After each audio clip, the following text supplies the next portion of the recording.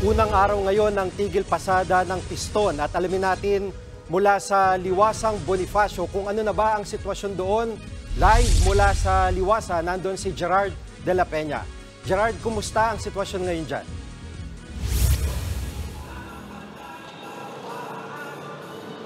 Jiggy, sa iba't ibang bahagi ng Metro Manila nagsagawa ng kanilang programa ang grupong Piston at ayon nga sa huling impormasyon na nakuha natin ay dito sila sa Liwasang Bonifacio magpo-programa ngayong gabi pero hanggang ngayon wala pa rin tayo nakikitang kahit isang miyembro nila. Pero gayon pa man, Jiggy, itong mga programang ginagawa nila ay para nga sa pagtutol nila sa franchise consolidation na bukas na ang deadline.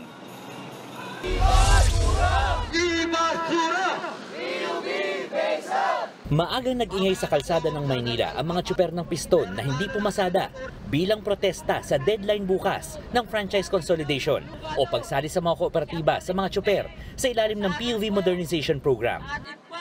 Apektado tuloy ang mga pasahero. Mula sa Maynila ay babiyahe pa Makati ang commuter na si Marjorie para ihatid ang kanyang mga panindang lutong ulam. Pero sa tagal ng kanyang pag-aantay ng jeep, naghanap na lang siya ng ibang masasakyan. Baka raw mainip ang kanyang mga suki at masira ang paninda, lalo pat mainit ang panahon. Hindi namin alam na may ano ngayon dito, may strike pala. May mga ano kami doon, mga suki-suki, hahatiran po namin. Sa Pasig naman, alas 6 pa lang ng umaga, nangangalampag na sa may palengke ang mga driver at operator. Rutang Pasig-Tipas ang karaniwan nilang biyahe, pero wala talaga silang balak bumuo at sumali sa anumang kooperatiba o korporasyon. Bakit po kami mangungutang pa ng milyon? Hindi ho namin kaya. Tulad po namin may mga anak po kami at mga pamilya. Paano ho kami magbabayad pa po kami ng milyon? 3 araw ang tigil pasada ng grupong Piston simula ngayon hanggang Miyerkules, Mayo 1. Hindi naman inalintana ng mga pasahero rito ang strike. Mas mapapamahal man, may masasakyan pa rin naman sila. Magta-tricycle na lang. Tanggap naman kasi ganun talaga eh. Sa Commonwealth, Quezon City naman, may mga tsuper na piniling bumiyahe. Kailangan ng pamilya eh. Pangkain. Maraming tsuper din sa monumento ang bumiyahe at hindi sumama sa strike.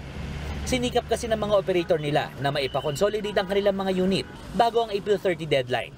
Sa rutang Malabon LRT Circle, halos lahat ng 150 units ng jeep ay consolidated na.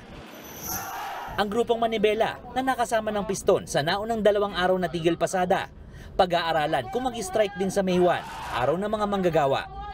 Wala talaga kaming strike ngayon. Unless, mamaya makarinig na naman kami ng pang-aapi doon sa aming kasamang Piston. Yan yung ayaw na ayaw namin na nagtitrigger minsan kung bakit gusto na naming mag-strike. Hindi din namin sila pinababayaan. Sabi naman ng LTFRB, nakahanda sila sa kilos protesta at tigil pasada ng Piston. May nakabantay na mga pulis sa iba't ibang bahagi ng Metro Manila para maiwasan ang anumang gulo. Wala rin daw silang nakitang kakulangan sa pampublikong sasakyan, partikular na sa mga jeep.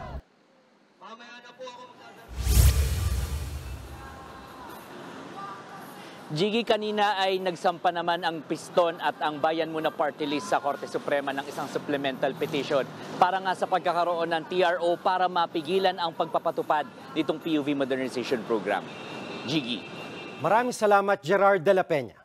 Mga kapatid, Lucy Cruz Valdez po, maging maalam at may pakialam sa mga napapanahong balita sa bansa. Tumutok at mag-subscribe sa News 5 social media pages.